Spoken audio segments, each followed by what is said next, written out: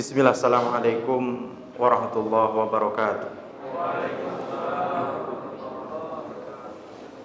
Alhamdulillah, salatu wassalamu ala rasulillah wa ala alihi wa sahbihi wa mawala. Qala Allah Ta'ala fil Qur'anil Karim, ya ayyuhalladzina amanu taqullaha haqqa tuqatih wa la tamutunna illa wa antum muslimun. Allahumma salli wa sallim ala nabiyyina Muhammad wa ala alihi wa sahbihi wa man tabi'ahum bi ihsan ila yaumil qiyamah, amma ba'd. Baik Bapak Ibu sekalian, jemaah pengajian melakukan Allah Subhanahu wa taala. Pertama-tama marilah kita panjatkan puji serta syukur kita kepada Allah Subhanahu wa taala yang pada malam hari ini Allah pertemukan kita dalam keadaan sehat wal afiat. Tidak hanya sehat Pak, tapi Allah Subhanahu wa taala memberikan keselamatan dengan kesehatan kita itu, dan itu dibuktikan dengan kita gunakan nikmat sehat itu untuk hal-hal yang mendatangkan manfaat. Kita gunakan untuk beramal soleh, kita gunakan untuk melakukan sebuah kebaikan, yaitu pada malam hari ini dengan kita bertolabul ilmi. Mudah-mudahan apa yang kita usahakan ini mendapatkan pahala yang besar di sisi Allah Subhanahu wa taala. Salam dan salawat mudah-mudahan tercurah pada junjungan kita Nabi Muhammad sallallahu alaihi wasallam beserta keluarganya, para sahabatnya, dan orang-orang yang senantiasa istiqomah di atas jalan sampai hari akhir nanti. Baik Bapak Ibu sekalian, kita lanjutkan kajian fikih janaiz kita. Kita sampai pada tanda-tanda orang yang meninggal dalam keadaan husnul khatimah. Ini penting kita kaji supaya kita memiliki sebuah pengetahuan tentang orang-orang yang meninggal dalam keadaan husnul khatimah. Dan tidak hanya itu, kita berupaya dan berusaha untuk bisa menggapai husnul khatimah itu. Karena pada hakikatnya kematian husnul khatimah itu bisa direncanakan ya, meskipun nanti ketetapannya tetap Allah yang memutuskan, tapi bentuk perencanaannya itu apa? Nah, inilah yang nanti kita akan kaji, bagaimana kita bisa mengupayakan husnul khatimah itu sendiri. Orang yang meninggal dalam keadaan husnul khatimah, yang pertama ditandai dia meninggal dunia mengucap kalimatul ikhlas, yaitu kalimat la ilaha illallah. Karena Rasulullah bersabda, man kana akhiru kalamihi la ilaha illallah dakhal jannah. Barang siapa yang ucapan terakhirnya adalah kalimat la ilaha illallah, maka dia akan masuk surga. Yang pernah kita tekankan dalam kaitannya masalah ini adalah bagaimana kita memiliki sebuah kebiasaan-kebiasaan yang kebiasaan itu mengantarkan kita kepada kalimat ini. Karena menurut Imam Mujahid, salah seorang tabi'in, beliau mengatakan, ketika seseorang meninggal dunia, yang dia ingat hanya dua. Apa yang menjadi teman dekatnya, yang kedua adalah ucapan-ucapan yang menjadi kebiasaan dia setiap hari. Perhatikan dua hal ini. Apa yang menjadi teman dekat kita hari ini? Kalau antum lebih dekat dengan burung daripada Al-Quran, yang disebut burungnya itu nanti. Karena ada orang itu kemana-mana bawanya sangkar burung itu ada. Ya, entah burung apa itu yang dilombakan itu ya. Termasuk juga burung merpati. Kalau antum lebih dekat dengan papan catur, ingat papan catur itu yang akan tersebut nanti. Ya. Kalau antum lebih dekat dengan mancing daripada tilawah, ingat macam-macam ikan nanti tersebut itu. Hati-hati. Ini bukan perkara yang remeh, karena orang yang bisa mengucap kalimat la ilaha illallah adalah orang yang dia membiasakan diri dengan kebaikan, membiasakan diri dengan amal soleh. Lisan-lisannya dia tidak jauh dari mengingat Allah Subhanahu wa taala ya. Nah, tapi kalau lisan kita ini lebih basah dengan nyanyian, dengan lagu-lagu yang ada, nah sudah hari ini gimana lagu-lagu jahiliyah itu Pak, itu bagaimana kita talak 3 dalam kehidupan kita ini. Gak usah diingat-ingat lagi Pak hafalannya Pak. Bahkan bila perlu kalau ada undangan kok ada organ tunggal itu ya. Antum lihatlah ini saudara antum apa bukan. Kalau bukan saudara, udah balik kanan aja, antum sampaikan, antum titipkan aja lah amplop itu. Daripada itu mengulang memori yang telah lampau ya, yang sudah terpendam. Orang duduk kok kakinya masih goyang-goyang gitu. Itu berarti kan masih nyetrum gitu Pak. Ini ingat, ini kebiasaan, lagi-lagi kebiasaan. Kemudian yang kedua, dalam hadis ya riwayat Ahmad, orang yang meninggal dunia, yang nomor dua adalah orang yang meninggal dalam keadaan dahi yang berkeringat. Dahinya ini berkeringat Pak. Beliau bersabda, mautul mu'mini bi'arqil jabin. Kematian seorang mukmin itu dengan dahi itu berkeringat. Kenapa dahi itu berkeringat? Banyak pendapat para ulama, di antaranya mereka menjelaskan kematian seorang mukmin itu begitu berat. Ya. Sehingga menyebabkan dahi itu berkeringat karena dirinya malu jika menghadap Allah itu dengan dosa-dosanya itu. Itu di antara penjelasan-penjelasan kenapa seorang mukmin itu ditandai kalau dia husnul khotimah itu salah satu tandanya itu dahinya berkeringat. Jadi kalau ada yang meninggal dunia dengan tanda itu, insyaallah Pak. Ya, tapi bukan seorang preman Pak, yang habis ya manjat mobil itu apa itu Pak? Di jalan itu, mobil jalan itu. Bajing loncat ini karena keringatan ya. Wah ini husnul khotimah insyaallah gitu. Orang karena lagi berusaha payah ngambil karung-karung itu jatuh pula kan begitu ya. Memang berkeringat, tapi berkeringatnya ingat bukan karena kematian yang membuat menjadikan dahinya berkeringat, tapi karena yang lainnya.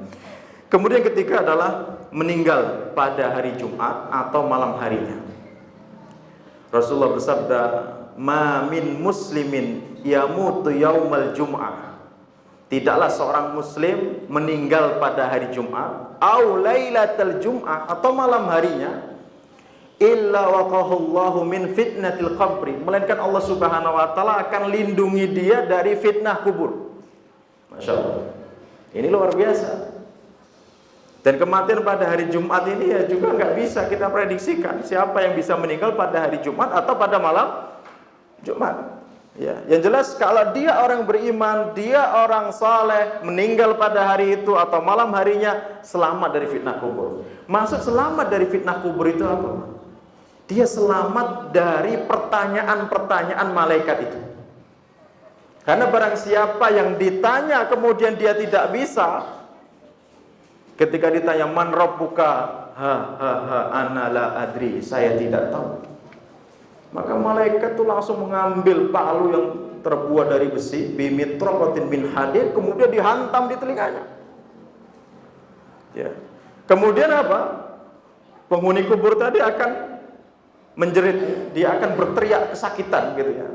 Yang jeritannya itu didengar oleh seluruh makhluk kecuali jin dan manusia. Ya, sebenarnya mudah bagi Allah untuk menyadarkan manusia yang sedang bermaksiat itu Pak. Cukup perdengarkan tuh azab kubur itu, siksa kubur. Oh udah beriman semua. Besok subuh ini Masjid Thoriqul Khair ini Pak. Gak tahu sampai jalan mana itu jamaah. Yakin. Tapi ini tidak Allah tampakkan. Karena kalau Allah tampakkan tidak ada ujian bagi manusia. Bukankah dengan Quran itu sudah cukup mengingatkan kita akan kematian, begitu kan? Bukankah dengan hadis-hadis Nabi yang menjelaskan hal yang seperti ini itu sudah cukup menjadi peringatan bagi kita kan begitu? Apakah harus benar-benar dilihatkan tuh siksa kubur kan begitu? Enggak kan? Ya. Dan di antara orang yang terkena siksa kubur itu karena perbuatan yang sangat-sangat sepele. Nabi pernah melewati 2 kuburan. Kemudian beliau mengatakan innahuma la yu'adzabani. 2 penghuni kubur itu sedang diazab. Wa ma yu'adzabani fi kabirin. 2 penghuni kubur itu disiksa bukan lantaran dosa besar. Menurut mereka, menurut versi mereka itu dosa ringan ini. Tapi menurut Islam itu adalah dosa besar. Yang pertama kata Nabi, amma hada, sedangkan yang ini ya bukan itu. Sedangkan kuburan ini fakana la yastanzihu minal bauli. Dia tidak pernah bersuci dari air kencing. Ingat, pemain bola di lapangan mau kencing, pastikan ada air. Enggak ada air pakai batu. Ya. Yang sering safar, pastikan ada air kalau mau turun kencing itu ya. Jangan turun dari mobil kencing bannya itu ya. Udah gitu nggak dibersihkan ya. Kasihan ban itu Pak, udah menahan beban antum kencingi pula gitu ya. Asapan itu Pak. Allah Akbar. Banyak Pak ya, yang masih belum paham perkara-perkara yang sepele seperti ini. Ya, perkara-perkara sepele. Yang kedua kata Nabi, sedangkan ini fakana yamsi binamimah, karena dia sering mengadu domba. Nah, kemudian beliau mengambil pelepah korma, kemudian membelahnya menjadi dua, memotongnya kemudian membelahnya menjadi dua, kemudian ditancapkan ke kuburan yang satunya kepada kuburan sebelahnya. Setelah itu beliau bersabda, mudah-mudahan azab mereka diringankan Allah Subhanahu wa taala selama pelepah ini belum mengering. Lagi-lagi ini hanya kekhususan Nabi. Ya, tidak berlaku bagi umatnya. Antum jangan ikut-ikutan ngambil pelepah kelapa ditancapkan. Pertanyaannya, apakah antum yakin bapak ibu antum itu sedang disiksa? Jadi kalau antum melakukan itu berarti antum sedang memvonis bapak ibu antum sedang disiksa. Nabi melakukan hal itu karena itu. Yang kedua, karena beliau adalah seorang nabi dan rasul, permohonan ampunannya dia kemungkinan besar didengar oleh Allah Subhanahu wa taala. Seperti itu. Nah, kita nggak boleh mengikuti. Malah ditanami bunga lagi, dikasih air minum pula itu. Secara logika nalar kita, bisa nggak jenazah itu minum dari botol yang kita tancapkan itu kan? Sebenarnya kan nggak masuk Pak ya. Ya ini sebagai pemulihan kita kepada orang tua kita, Ustaz. Jangan sampai nguburnya kayak ngubur kucing aja kan begitu. Kan ada istilah bahasa-bahasa seperti itu. Baik, itu yang ketiga, meninggal pada hari atau malam Jumat ya. Kemudian yang keempat, meninggal dalam keadaan syahid, tapi bukan syahid di medan ma'rakah. Kalau di medan perang sudah jelas. Lisyahidi indallahi sittu khisalin. Orang yang mati syahid di medan perang, ini kekhususan, keistimewaan tersendiri Pak ya. Itu memiliki 6 keutamaan. Pertama, yughfaru lahu min awali daf'ati min dami. Diampuni seluruh dosanya dari tetesan darah pertama kalinya. Tes kena peluru Pak, netes darahnya, seluruh dosanya diampuni Allah Subhanahu wa taala. Kalau dia punya hutang, ikut perangnya jadi angkatan laut. Jadi nanti kalau ada pembukaan mau angkatan darat apa angkatan laut, antum lihat, waduh banyak utang saya, angkatan laut aja. Loh kenapa dengan angkatan laut? Kenapa dengan angkatan laut? Karena Nabi mengatakan barang siapa yang syahid di atas lautan kemudian dia tenggelam dengan kematiannya itu, maka Allah berikan 2 kesyahidan untuknya. Pertama, syahidnya tadi dihapuskan seluruh dosa-dosanya, dengan tenggelamnya dia maka Allah akan hapuskan seluruh hutang-hutang. Gitu lah ya. Yang senyum-senyum kayaknya punya hutang. Ya. Jadi yang pertama itu, yang kedua, wa ya'manu min fazail akbar. Dia akan dihindarkan dari kegoncangan pada hari kiamat. Seluruh kita akan mengalami goncangan hari kiamat itu, Pak. Ketika hari kiamat itu bergoncang yang besar itu. Kecuali orang mati syahid, dia tidak merasakan kegoncangan itu. Wa yara maq'adahu minal jannah. Diperlihatkan baginya kedudukannya di surga. Masya Allah. Langsung dia tahu. Orang yang mati syahid di medan perang itu, ketika dia terbunuh, langsung ruhnya itu dibawa oleh burung hijau, diletakkan dalam temboloknya, dibawa masuk ke dalam surga, hinggap dari pohon yang satu ke pohon yang lainnya. Maka orang yang mati syahid di jalan Allah Subhanahu wa taala yang berperang tadi itu, dia berangan-angan, seandainya saya bisa dihidupkan kembali, berperang kemudian mati, dihidupkan, berperang, mati lagi, terus seperti itu. Karena apa? Dia melihat keutamaan yang Allah berikan kepada orang yang mati syahid ini. Karena kematian yang mati syahid ini tidak mengalami sakaratul maut illa kaqasratin namal, melainkan seperti digigit semut saja. Itu keutamaan bagi mereka. Kemudian wa yudha'u fi ra'sihi tajun waqar. Masya Allah. Allah akan letakkan di atas kepalanya itu tajun waqar, mahkota kemuliaan, mahkota keagungan. Orang yang hafal Quran Di situ saya tidak mendapatkan kalimat waqar ya. Tapi kalau ini tajun waqar, mahkota keagungan, mahkota kemuliaan, Allah akan sematkan di atas kepala. Dia bukti bahwa dia berperangnya, berjihadnya karena Allah Subhanahu, membela agama Allah Subhanahu wa taala.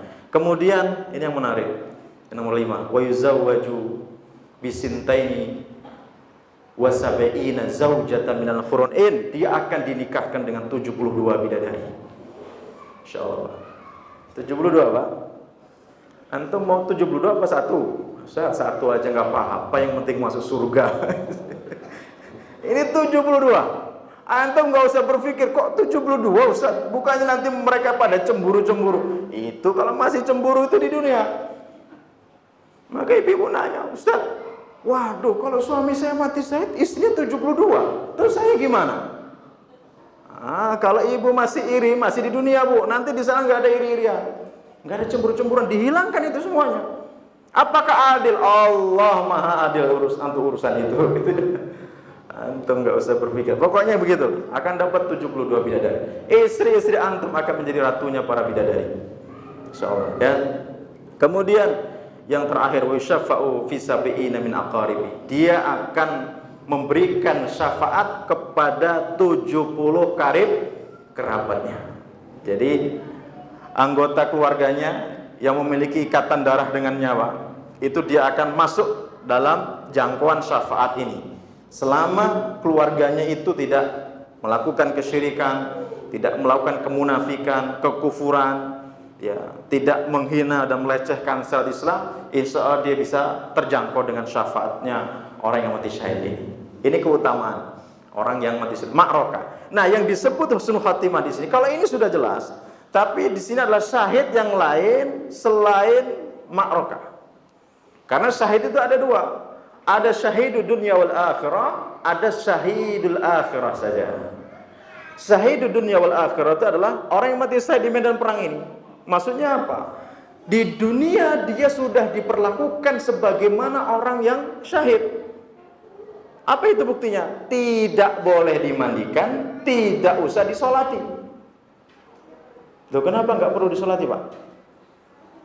Sudah jaminannya surga. Ya, jaminannya surga. Adapun syahidul akhirah, adapun nanti di akhirat, di dunia sudah diperlakukan sebagaimana orang yang mati syahid. Di akhirat tadi yang kita jelaskan 6 tadi, keutamaan tadi. Ya. Nah, adapun syahidul akhirah, Nabi menjelaskan asyuhada'u khamsa. Orang mati syahid itu ada 5, kata Nabi. Syahid akhirat tadi. Maksudnya kalau meninggal karena 5 sebab ini, di dunia dia dihukumi tidak syahid. Dia tetap dimandikan, dikafani, disolati. Maksudnya begitu. Nah, dia mendapatkan pahala kesyahidannya di mana? Di akhirat, tapi tidak sama dengan syahid yang di medan tempur tadi itu. Ya. Maksud daripada syahid akhirat ini, ya, dijelaskan oleh para ulama, innallaha wa malaikatahu yashhaduna lahu bil jannah. Allah Subhanahu wa taala dan para malaikatnya menyaksikan dirinya dengan surga. Maksudnya apa? Memberikan, ini dalam perkataan-perkataan para ulama menjelaskan bahwasanya memang dia diberikan kabar, disaksikan dia akan masuk surga. Ini maksud daripada syahidul akhirah itu. Tapi tidak mendapatkan tadi, beda dengan yang mati syahid dalam berperang di jalan Allah Subhanahu wa taala. Karena usahanya berbeda, Pak. Yang pertama kata Nabi, kan ada 5 tadi. Yang pertama adalah al-mat'un. Orang yang meninggal karena penyakit taun, wabah. Ya, masih takut dengan corona Pak? Masih takut? Nabi ketika ditanya, apa itu wabah wahai Nabi? Beliau mengatakan, azabun yab'asuhullahu lima yasha. Itu adalah azab yang Allah timpakan kepada siapa saja yang dikehendaki. Kita harus mengakui Pak, adanya wabah, penyakit, adanya ini itu dan sebagainya, musibah-musibah itu kita akui itu karena dosa. Maka Nabi mengatakan di awal pasti dengan kalimat azabun yab'asuhullahu lima yasha. Itu adalah azab yang Allah timpakan kepada siapa saja yang dikehendaki. Apalagi wabah ini Pak, Dalam hadis yang lain, pesan Nabi kepada para pemuda muhajirin, ya ma'syarul muhajirin, khamsun idzabtalaitum bihinna wa'udzu billahi an tudrikuhunna. Ada 5 hal, wahai pemuda muhajirin. Ya, kalau kalian ditimpa 5 hal ini, saya berlindung kepada Allah supaya kalian tidak ditimpa dengan 5 hal ini. Yang pertama yang disebutkan Nabi apa? Lam tadharil fahishatu fi qaumin qattun hatta yu'linu biha. Tidaklah suatu kaum, ya, terjadi di suatu kaum perbuatan fahisyah, perbuatan zina. Tidaklah merajalela perbuatan zina di suatu negeri hatta yu'linu biha, bahkan mereka terang-terangan mengerjakannya. Ya, online Pak sekarang. Illa fasha fihim ta'un, melainkan Allah akan timpakan kepada mereka ta'un ini, wabah ini. Ada yang mengatakan ta'un itu Pak, berubahnya sebuah kondisi, dengan berubahnya sebuah kondisi itu mengakibatkan sebuah kematian secara massal. Ada yang menjelaskan ya penyakit gitu ya. Dan tidak hanya ta'un saja, wal auja itu ada, dan penyakit-penyakit allati lam takun madat fi aslafihimul ladina madha, dan penyakit-penyakit yang lain yang baru yang belum pernah terjadi pada umat-umat sebelumnya. Itu kalau perbuatan zina itu sudah merajalela. Nah, hari ini kita bertanya, di Lampung itu zina itu terjadi pada banyak orang atau sedikit orang? Halo Panjang, mana Panjang? Malah dilokalisasikan. Ya, ini penyakit pekat ya, penyakit masyarakat ini. Ya. Kalau kita ini berpikir bagaimana bisa menunda azab Allah Subhanahu wa taala, sebagaimana sahabat Umar ketika bergoncang bumi Madinah di saat itu, karena belum pernah terjadi gempa di Madinah itu. Pernah terjadi itu di zaman Nabi, di saat bergoncang begitu, Nabi langsung letakkan kedua tangannya, berhenti, belum saatnya untuk terjadi. Karena yang menyuruh itu Nabi, berhenti juga itu Pak, goncangan itu Pak. Ya, kalau ada gempa bumi, ada Nabi, selesai itu Pak ya, berhenti, belum saatnya terjadi. Lama nggak terjadi, terjadi pada sahabat Umar. Umar kaget, terjadi. Beliau sudah punya feeling, ini pasti maksiat. Ada rakyatku yang bermaksiat. Maka beliau kumpulkan rakyatnya di saat itu. Beliau berpidato, demi Allah, tidaklah terjadi goncangan ini, tidaklah terjadi gempa ini, melainkan ada di antara kalian yang berbuat maksiat. Wallahi, demi Allah, la in adat la usakinukum fiha abada. Kalau sampai terjadi lagi keguncangan ini untuk kedua kalinya, saya akan masukkan kalian ke dalam lubang-lubang gempa itu. Bertobatlah kalian kepada Allah Subhanahu wa taala. Jadi seorang pemimpin yang paham tentang musibah, dia tidak akan mengkait-kaitkan dengan fenomena alam, tapi dia akan kaitkan dengan maksiat. Itu seperti itu. Ya, jadi dulu sahabat Umar itu seperti itu. Jadi kalau kita mau ya aman dari musibah, azab, kalau antum melihat kemungkaran, rubahlah kemungkaran itu. Ya, kita mendengar bagaimana Bani Israil dilaknat Allah, la'anallah Bani Israil itu karena apa? Kanu la yatanahawna an munkarin fa'aluh. Karena mereka adalah suatu kaum yang melihat suatu kemungkaran, mereka tidak mengingkarinya. Yang Pak RT siapa sih? Enggak ada Pak RT. Pak Lurah ada. Kalau antum punya posisi-posisi itu Pak, ya, kok di kampung antum ada rumah dipakai untuk seperti itu, kumpul masyarakat, sepakat gimana, udah datangi, bagaimana itu bisa dibubarkan. Kalau enggak, akan dekat dengan azab Allah Subhanahu wa taala. Bahkan Nabi menjelaskan, kalau suatu kaum itu melihat suatu kemungkaran dan dia qadirun an yughayyiruhu, dia mampu untuk merubah sebuah kemungkaran itu, tapi dia tidak lakukan, maka Allah akan meratakan azabnya di atas bumi tersebut. Ini peringatan dari Allah Subhanahu wa taala. Jadi kita pahami itu al-mad'un, ta'un itu adalah wabah, sebabnya karena dosa dan kemaksiatan. Tapi, nah di sini orang beriman letaknya di sini keimanannya. Fayaj'alahu rahmatan lil mu'minin. Allah jadikan penyakit ta'un atau wabah ini sebagai rahmat bagi orang-orang yang beriman. Sakitnya orang beriman itu dalam rangka untuk menggugurkan dosa-dosa kita. Kalau kita sampai mati dengan penyakit taun atau wabah ini, maka meninggalnya kita syahid di jalan Allah Subhanahu wa taala. Meninggal syahid itu sulit, Pak. Kalau mau cepat bisa positif corona ini, Pak. Nah, mau? Senyum, alhamdulillah. Paling tidak sudah meredakan, alhamdulillah. Kalau tahu nanti saya terpapar sakit, dihapuskan dosa-dosaku, mati syahid, kan begitu kan? Ini malah bener-bener, Pak, isolasinya totalitas. Tapi kalau ke pasar, ke pasar. Tapi giliran ke masjid, nggak mau ke masjid itu ya. Jadi seolah-olah corona itu adanya di masjid, seolah-olah gitu kesannya gitu. Ya, antum harus adil dengan jujur dengan sikap dan perbuatan kita kan. Kalau memang kita berani keluar, keluar. Kalau memang totalitas antum tidak mau keluar, silakan di rumah. Kalau memang mau mengamalkan ikhtiar Nabi yang di saat itu sudah dalam kondisi yang parah ya, kondisi taun-taun yang ada itu. Kalau penyakit taun itu kedatangan itu cepat, Pak, langsung bergelimpangan begitu.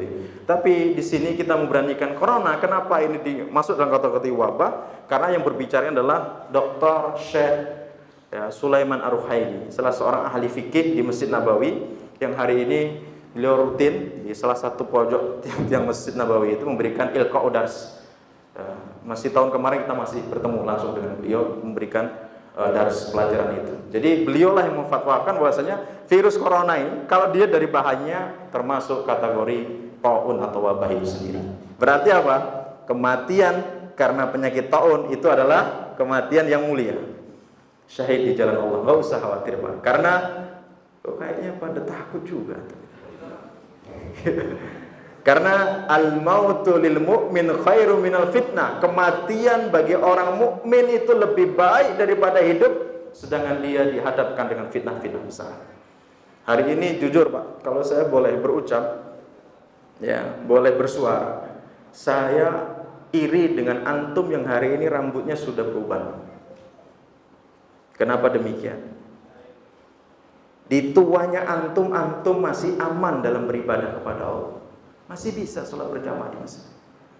Gak tahu kita ini kalau misalnya diberi umur 10 tahun lagi, apalagi anak-anak kita itu, Pak, diberi umur 60 tahun lagi, prahara apa yang mereka harus hadapi itu? Fitnah-fitnah apa yang mereka harus hadapi itu? Apakah mereka masih bisa sholat berjamaah di masjid dengan baik seperti ini? Kita nggak tahu ya, kalau kita lihat dalam sejarah, kan sejarah itu akan berulang terus. Sejarah terus akan berulang. Cuman pemain-pemain aktornya saja yang berganti-ganti, tapi akan berulang. Dan senantiasa umat Islam itu akan diuji. Apalagi dengan akhir zaman ini, gak usah khawatir, umatnya Nabi Muhammad SAW itu akan diuji dengan gempa bumi, ya Pak. Banyaknya kematian, banyaknya peperangan. Itu memang menjadi bagiannya umatnya Nabi Muhammad SAW, yang itu menjadikan antum nanti diampuni di akhirat. Tujuannya itu. Intinya kita hidup ini jalani sabar, dapat rezeki syukur, gitu ya. Ditimpa musibah sabar. Buktinya berlalu juga kan, Mas ya, Pak ya? Berlalu juga. Ini sudah berapa bulan kita pandemi, Pak? Setahun, nggak terasa setahun ya? Ya biasa-biasa aja, nggak ada yang berkurang kan, Pak ya? Timbangannya malah tambah naik kan? Oh, berarti barokah ini pandemi ini. Nah, inilah kondisi kita, supaya janganlah kita terlalu khawatir yang berlebihan. Karena saya amati orang-orang nggak beriman itu, Pak, betul-betul, Pak, ngelihat mukanya itu kayak sudah menyedihkan. Kalau sudah divonis positif, udah berubah total itu mukanya. Allah ya Rabbi, sudah mau mati saya. Kenapa dia takut dengan kematian? Karena dia tidak menjadi hamba yang saleh. Orang-orang yang nggak saleh, Pak, ketika datang ajal kepada mereka, mereka akan meminta, Rabbirji'un, ya Rabb, kembalikan aku ke dunia. Dalam surah ini tentang mengingatkan tentang sholat itu, Al-Munafikun ya. Laula an akhartani ila ajalin qarib. Ya Allah, kenapa engkau tidak tunda umurku sesaat saja di dunia? Apa yang dia akan lakukan? Fa'asaddaqu aku minas shalihin. Saya akan bersedekah dan saya akan menjadi hamba-hamba yang saleh. Tapi kalau orang yang sudah totalitas dalam beribadah kepada Allah, dia justru berdoa, uhibbul mauta ishtiyaqan li rabbi. Saya rindu dengan kematian karena saya sudah saya rindu dengan kematian karena saya sudah rindu kepada Rabb. Kan begitu. Kita sudah rindu belum Pak dengan kematian?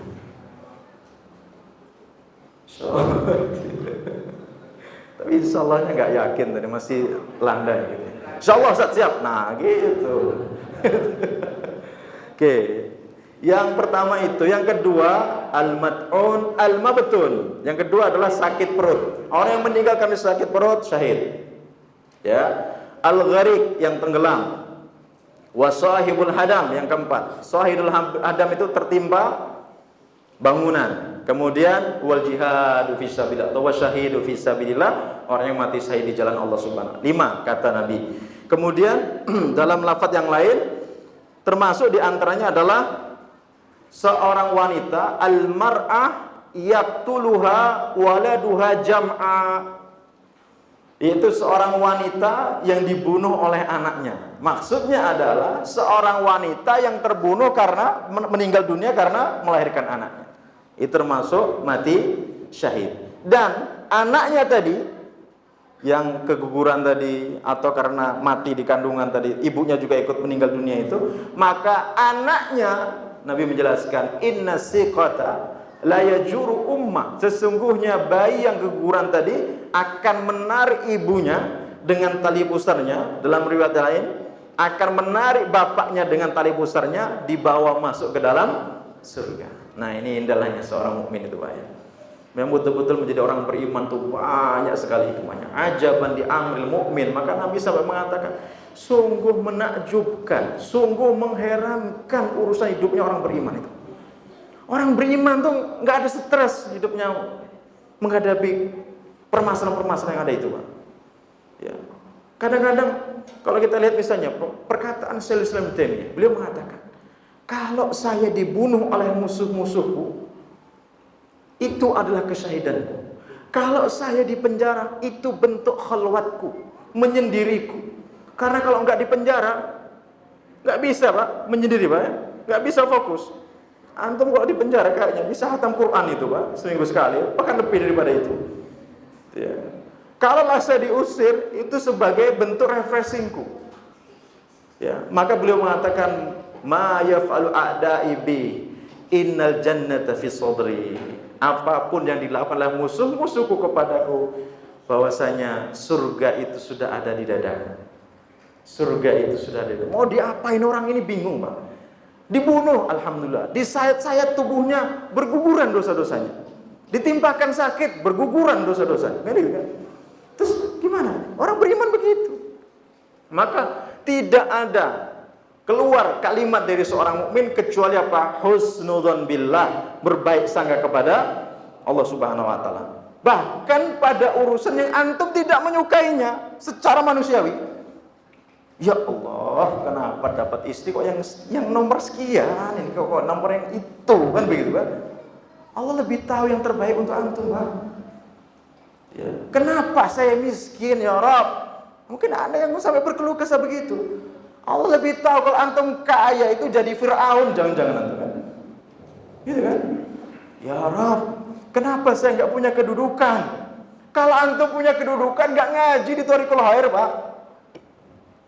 Mungkin hari ini lagi di kafe mungkin malah, na'udzubillah. Ya Allah ya Ustaz, kenapa saya nggak punya kendaraan mewah? Kalau antum punya kendaraan mewah, kumpulnya bukan di masjid. Dibanjir. Kita syukuri. Maka Allah berfirman, kutiba alaikumul qitalu wa huwa kurhul lakum. Telah diwajibkan kepada kalian untuk berperang. Padahal berperang itu adalah sesuatu yang kalian tidak suka. Siapa yang suka perang? Perang-perangan suka gitu. Perang beneran suka. Wa asa an takrahu syai'a wa huwa khairul lakum. Bisa jadi kamu itu tidak menyukai sesuatu, membenci sesuatu itu, padahal sesuatu itu amat baik bagimu. Ya, kita nggak suka anak kita ini, ya Allah ya Rabbi, petakilan, pecicilan anak kita ini. Muhammad Al-Fatih itu kecilnya petakilan, pecicilan Pak. Sampai keningnya itu di selentak kata orang Jawa itu. Kena sepak kuda itu. Padahal kuda perang itu dia memiliki insting, Pak. Dengan penunggangnya dia tidak sedikit pun melukainya. Dia akan setia kepada penunggangnya itu yang memilikinya. Bahkan kalau dia terbunuh di medan perang, kuda perang itu dia akan membawa penunggangnya itu balik ke rumahnya. Saking setianya kuda-kuda perang. Muhammad Al-Fatih pernah di keningnya sini. Kenapa? Saking susahnya dulu. Sampai berapa guru beliau ya diajar, enggak cocok, ganti lagi, enggak cocok, diganti lagi, sampai terakhir adalah Muhammad Al-Qurani, itulah yang dia bisa menundukkan Muhammad Al-Fatih. Pada usia 16 tahun dia sudah menguasai Quran, hadis, ilmu fisika, matematika ya. Usia 19 diangkat menjadi sultan, 23 tahun sudah menjadi panglima pasukan, bahkan bisa menaklukkan benteng Konstantinopel. Jangan dilihat kecilnya, sedih, aduh ya Allah, apalagi dengan daring ini pusing lagi anaknya. Ternyata yang bikin naik darah ini, Pak, bukan hanya sekedar daging, Pak, daring pun bikin naik darah juga. Allahu Akbar. Inilah kondisi. Baik, itu yang nomor 4. Kemudian yang berikutnya singkat saja untuk yang mati syahid. Yang kelima tadi, yang seorang wanita yang meninggal karena pas melahirkan atau karena hamil, itu bisa mati syahid. Kemudian seseorang yang meninggal karena membela hartanya. Ini dikisahkan bahwasanya ada seseorang bertanya kepada Nabi, "Ya Rasulullah, ada perampok ingin mengambil hartaku. Bagaimana sikapku?" Ya kamu lawan, jangan dikasihkan begitu ya. Kalau dia berusaha membunuhku, bagaimana? Faqatilhu, bunuh dia. Nah kalau dia membunuhku, kamu syahid. Kalau saya membunuh dia, dia masuk ke dalam neraka. Ya, jadi membela harta. Jadi kalau perintahnya Nabi, Pak, antum di jalan, mbak motor ditodong, itu sebenarnya di sini lawan, kan begitu kan? Tapi kalau antum berpikir, alah motor harga berapa, udah kasih aja, mudah-mudahan kamu berangkat taklim besok, itu lebih baik. Tapi setelah itu jangan berkeluh kesah di rumah, dikasihkan begitu berkeluh kesah pula, kan begitu. Kemudian yang berikutnya, yang ketujuh, meninggal karena ribat di jalan Allah Subhanahu wa taala. Ribat itu berjaga-jaga di wilayah berbatasan kaum muslimin. Jadi ada perbatasan, ini pihak musuh, ini pihak mukmin. Nah, dia berjaga-jaga di perbatasan ini yang Nabi menjelaskan, ribatu yaumin wa laila khairum min siyami syahrin wa qiyami. Ribatnya seseorang, berjaga-jaganya seseorang di perbatasan tadi itu, satu hari saja itu lebih baik daripada dia berpuasa dan qiyamul lail selama 1 bulan. Satu harinya, Pak. Maka Nabi juga memberikan sebuah keutamaan yang luar biasa. Di antaranya apa? Ainani latamasuhuma annar. 2 mata yang tidak akan disiksa oleh api neraka. Yang pertama adalah ainun bakat min khasyatillah, mata yang dia menangis karena takut kepada Allah Subhanahu wa taala. Yang kedua, ainun batat tahrusu fisabilillah, mata yang berjaga-jaga di wilayah perbatasan ini. Bukan main gaple, Pak, berjaga-jaganya. Berjaga-jaga ini benar-benar menjaga keselamatan kaum muslimin. Kemudian yang terakhir, tanda-tanda orang yang meninggal dalam keadaan husnul khatimah adalah dia meninggal dalam keadaan beramal soleh.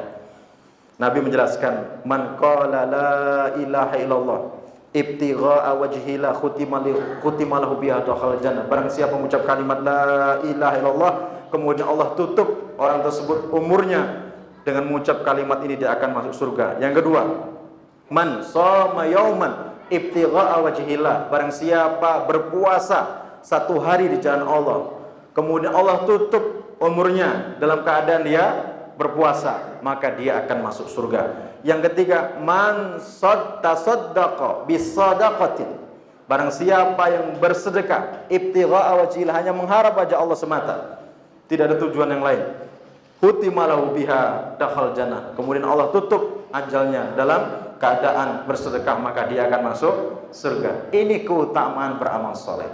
Masuk daripada pernyataan kita, husnul khotimah itu bisa direncanakan, itu bagaimana maksudnya?